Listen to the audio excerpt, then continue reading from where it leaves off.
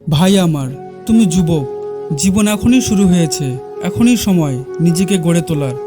কিন্তু দুনিয়ার এই আলো, এই মোহ, এই ফেসবুক, টিকটক সব কিছু তোমার মনটাকে এমনভাবে বেঁধে ফেলেছে, তুমি বুঝতেছো না আসলে কে তোমার আসল বন্ধু, কে তোমার আসল পথ প্রদর্শক।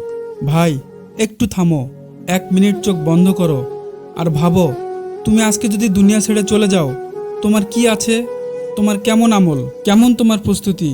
এই দুনিয়া শুধু খেলার জায়গা না, এখানে সবাই পরীক্ষা দিতে এসেছে। তুমি যুবক, তোমার শক্তি আছে, সময় আছে, এটাই আল্লাহর সবচেয়ে বড় নিয়ামত। কিন্তু আমরা কি করছি এই নিয়ামতের সঙ্গে?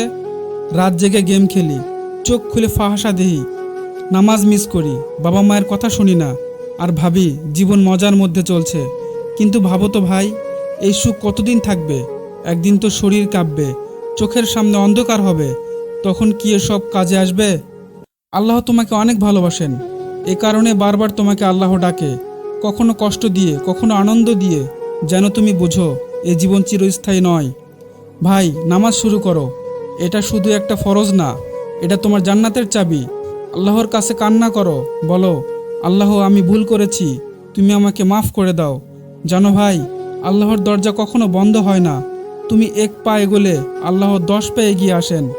তুমি যদি আজকে তওবা করো, আল্লাহ তোমার পুরনো সব গুনাহ মাফ করে দিবেন, এমনকি সে গুনাহগুলোকেও নেকিতে পরিণত করবেন। ভাবো তো, কেমন মেহেরবান রব আমাদের। ভাই, বন্ধুদের পাল্টাও, সময়কে কাজে লাগাও, প্রতিদিন 5 মিনিট হলেও কোরআনের সাথে সময় কাটাও, কারণ এই কোরআনই কবরের অন্ধকারে তোমার আলো হবে। যুবক ভাই, জীবন ছোট, জান্নাত বড়। তুমি যদি আজ থেকে বদলে যাও, একদিন তুমি জান্নাতের সেই তরুণদের দলে থাকবে, যাদের মুখে থাকবে হাসি, হৃদয়ে থাকবে শান্তি। চোখে পানি আসছে না ভাই? ভাবো, আল্লাহ তোমাকে ডাকছেন, তুমি কি সাড়া দিবে না? আমিন।